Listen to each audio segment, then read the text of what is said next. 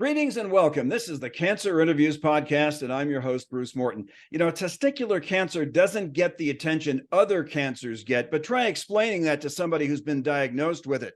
There's the matter of the cancer journey, plus dealing with those who don't understand the disease. Our guest is testicular cancer survivor Asa Newell of Mount Vernon, Illinois, and he's going to tell us about his journey. So here he is, Asa Newell. And Asa, welcome to Cancer Interviews. Thank you. I'm happy to be here. Asa, first thing we want to do is what we do at the beginning with each of our interviews, and that's to learn a little bit more about you outside of your life and involvement with cancer. So if you would, tell us a bit about where you're from, what you do for a living, and what you do for fun when time allows for fun. So I'm from Mount Vernon, Illinois, and there's a lot of industry here, but there's also a lot of agriculture, and I've grown up in agriculture my entire life. But I currently work as an international locomotive parts dealer for National Railway here in Mount Vernon. And whenever time allows, I usually like to go up to St. Louis and watch a good Cardinals game every now and then when the season's going. All right, that sounds like a nice existence in terms of work and play. And there was a time, of course, in your life when you had not heard about testicular cancer. Can you say at that point that you were in pretty good health? At that point, I felt that I was in pretty good health. I knew that there was something not right throughout the entire time that I had cancer before I knew I had cancer. And, it was just these subtle hints that kept on occurring over and over again that I just didn't realize were hints until someone said, well, until my doctor said, hey, you have testicular cancer. And after doing research, I kind of was like, oh my gosh, I do have testicular cancer. And I've been having these signs for almost a year and didn't say anything. By the way, we're confident you'll be able to learn some tips and tools to help you through your personal cancer journey. But first, we'd like to invite you to please give us a like, leave a comment or review below, and share this story with your friends. Kindly click on the subscribe button below and click on the bell icon. That will inform you when we have a new interview. And if you or a loved one are facing a cancer journey, please click on the link in the description and show notes below to check out our free guide, The Top 10 Things I Wish I Knew When I First Got Cancer. So, Asa, let's get back to your story. When did obviously you noticed something was wrong, but when did you notice something was wrong and how did it manifest itself? So I would probably say it was in August of 2020, which was about a month before I was diagnosed. I had woken up and I was going to spend the day with my dad. And when I was out with him and we were doing some stuff for his work, I had gotten this intense pain in my testicle and it had traveled up towards my liver and then it wrapped around my back. And that was pretty much the point in time when I was like, okay, there was definitely something wrong, but I was still in that point where I didn't really know what it was. I didn't know the severity of it, and the pain was pretty intense. And I should have went to the hospital that day, but I decided to say, next time I get this pain, I'm going to go to the hospital and I'm going to finally get it checked out. But before then, I had no idea what was going on, and sometimes I'd get night sweats at night, or I'd get pain in my back or in my testicle. But, I thought, hey, I'm a 17-year-old guy. I probably am, just having some puberty issues that I really didn't want to talk to my parents about. But something inspired you to go to the hospital. What was it? After experiencing some pain, I was like, maybe I should go to the hospital. But the moment I decided to finally go to the doctor, I was on the back of a tube, on the back of an inner tube, going around a lake on a boat, and I had hit a wave, and we had went up in the air, and we had landed back on the water. And whenever I landed back on the water, I just had this intense pain, and it was that pain again. And I had promised myself next time I felt that pain, I would go to the doctor. So I had yelled for them to turn off the boat.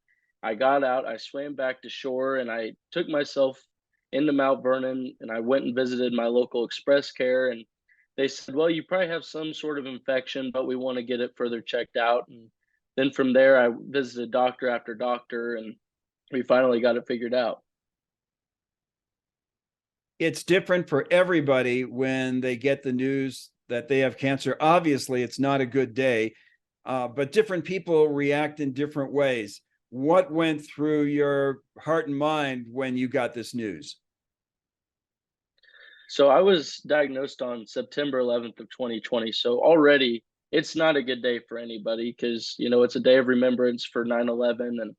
But I had fortunately that day, I had been scheduled to go into my urology appointment to kind of figure out what was going on. And, the doctor, he looked at me after examining me and looking at the scans, and he's like, well, you have testicular cancer. And, he's very somber. And I was still 17 at that point in time. So my parents had come in and they were in the doctor's office with us whenever they had heard the news. And I look over at my mom at one end of the doctor's office, and she's crying and she's trying to write down everything on what doctor she needs to talk to. And then I looked at my dad, and he's like hitting his head. He's crying. He's, you know, he's unable to console. And I thought to myself, I've seen hundreds and hundreds of people get diagnosed with cancer and be completely resilient about it. And I realized that those who are resilient about it have so much more of a better chance than those who curl up in a ball and try to hide from it and hide from the world. So I thought to myself that day, I'm going to make this as positive as possible. And I launched my Facebook page, Asa Newell Kicking Cancer One Ball at a Time, right after that doctor's appointment. And I've always tried to make it a very positive thing, even from my date of diagnosis. When I was in the doctor's office, I actually looked at my parents and I said, well, I guess you guys will be able to give me some pretty funny nicknames from now on, since I'll be losing a testicle. And but that was before we really knew the severity of it. And I had really no idea of what I would be facing later on, just from the chemotherapy and the other surgeries that I've had. And um, looking back, I probably looked at it in a very immature aspect, but I'm happy I looked at it in the way I did, because it provided me more comfort than probably what I should have had at the moment. But it's also helped me to inspire others to stay positive through their cancer journey. Asa, I'm going to guess as time went on, your parents ended up being a great source of support for you, but it sounds like at the outset, you were almost a source of support for them. Yeah. As I was looking at them, I was just like, if I can't support them, they won't be able to support me. And throughout the entire journey, no matter how sick I was always like, we got to keep going. We got to keep going. Even if I didn't want to keep going, or they didn't want to see me keep going because I looked like I was in such pain, I was like, no, we got to keep going. And, I've always lived by the motto that every day you need to get out of bed and you need to just start walking, because you never know when your last day of getting out of bed and start walking is. And, you know, from that experience and having my parents behind me and being the source of motivation for my parents, I I feel like I'm able to live a more fuller life now, even after my cancer diagnosis and being held back by having cancer in some forms or fashions. Asa, each cancer is different, and there's over 100 different types of cancer, but each diagnosis within each type of cancer is different. It's an equation with a bunch of variables. Considering the variables you were presented with, did you have treatment options, or was there only one way to go? Well, with testicular cancer, there's a lot of different treatment options, but we wanted to make sure that we had it right the first time and that we got it nipped in the butt, because at the time I was a young guy and I didn't want to have to keep having something reoccur. So my thankfully my aunt is an oncologist. Well, no, she's a pathologist up in Peoria, and she works very closely with the medical staff at IU Health over in Indianapolis, and that happens to be where they had found the cure. Dr. Einhorn had found the cure for testicular cancer, and it's BEP 3 rounds. And I was lucky enough to be able to get a spot in and start doing the BEP 3 rounds. And I will tell you, it's the cure, but it's not an easy cure by any means, and it's a pretty hard dosage to go through. I actually had to stop the bleomycin, which is the B in the serum, and I had to do 4 rounds of the etoposide and the cisplatin.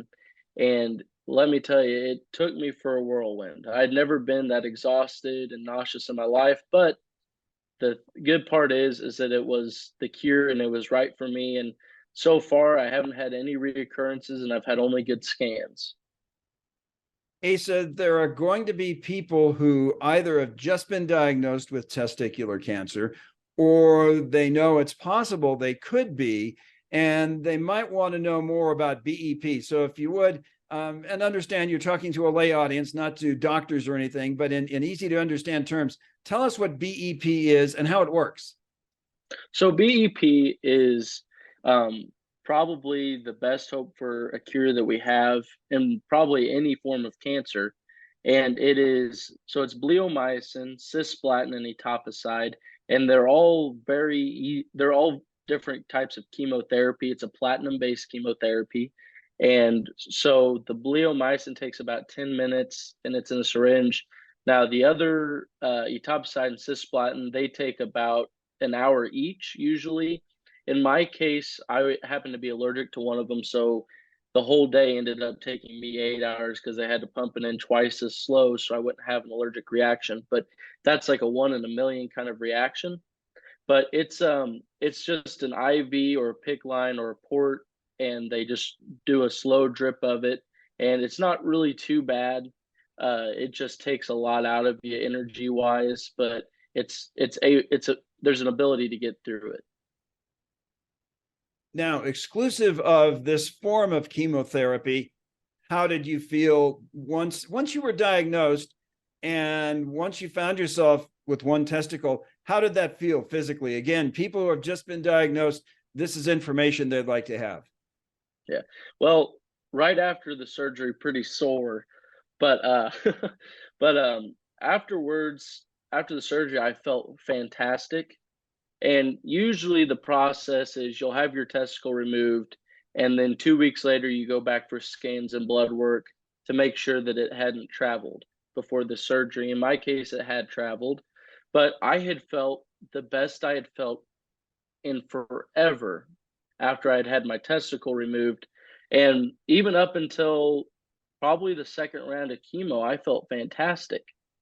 But once the second round of chemo hit, I started dealing with some heart issues that I found that I had, and I had a fungal infection in my lungs as well as cancer in my lungs.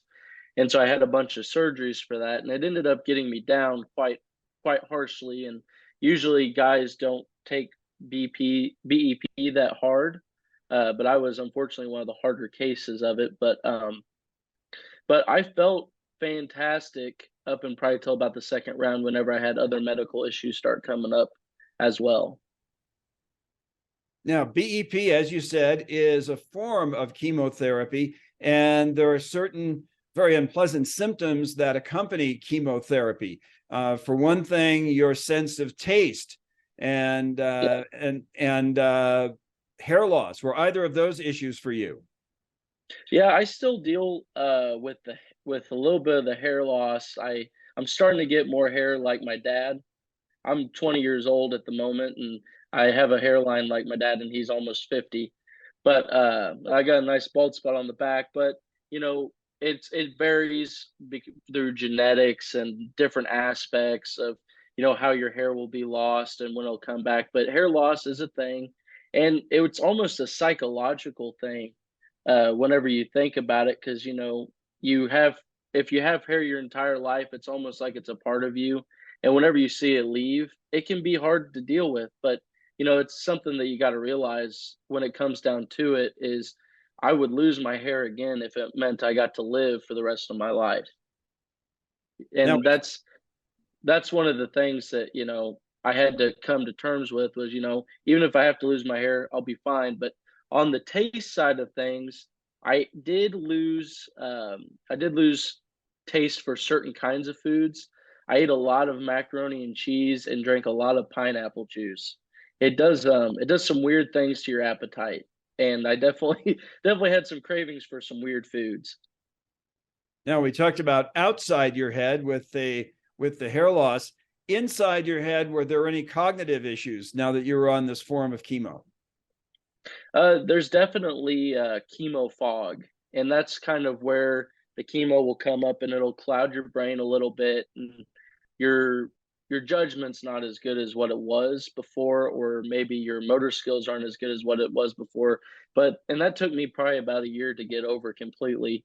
But I mean, I took my SAT with chemo fog in the brain, and I still scored pretty good, but I know I could have done better. But I had chemo fog in the brain, and but thankfully, the town that I live in is such a small town that my teachers were able to understand, and they were very easygoing on me about rehabilitating, um, intelligence wise as well as physically.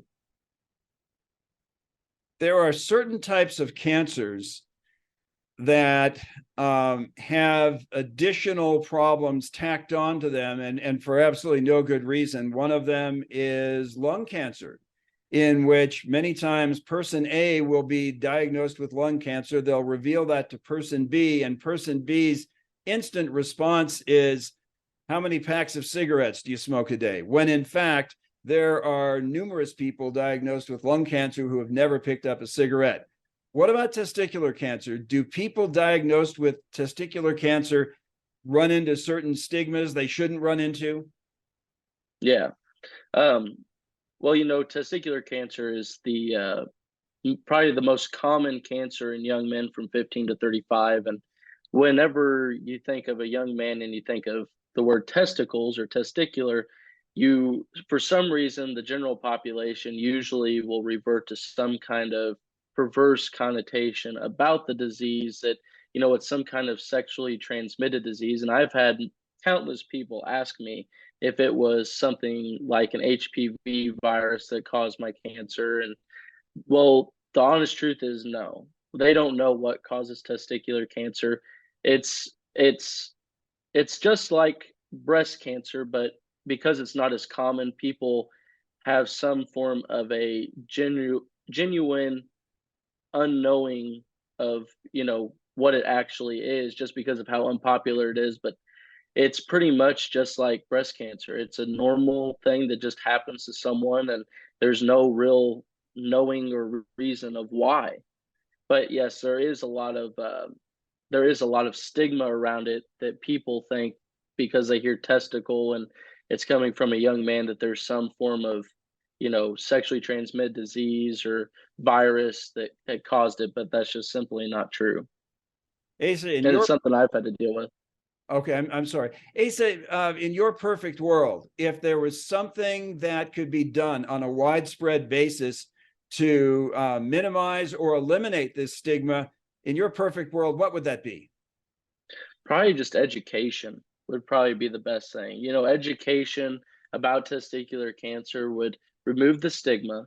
It would allow for young men to, hopefully, if they have testicular cancer, be able to catch it early. And then also it would probably help provide more awareness for the cancer overall and the mental aspects that these cancer survivors are going through. Because, male testicular cancer survivors, they feel that they have lost a part of their manhood whenever they have a testicle removed and then they have to go through the chemotherapy. And it can be hard mentally as well as physically. And it's the education in my perfect world I feel would really be able to shape the knowledge and the growth and the understanding about how testicular cancer really affects our general population and how we can make it easier for those who it does affect. Our guest is Asa Newell of Mount Vernon, Illinois. He's a survivor of testicular cancer. We've talked about education and we briefly talked about support, but I want to talk a little bit more about support, Asa. And there is an organization based in Cincinnati, Ohio, the Testicular Cancer Society. Have you had much in the way of dealings with them? And if so, fill us in on what it can do for people. Yeah, the Testicular Cancer Society has been a really great group for me, and it's put me in contact with probably seven of my best friends that I made last summer.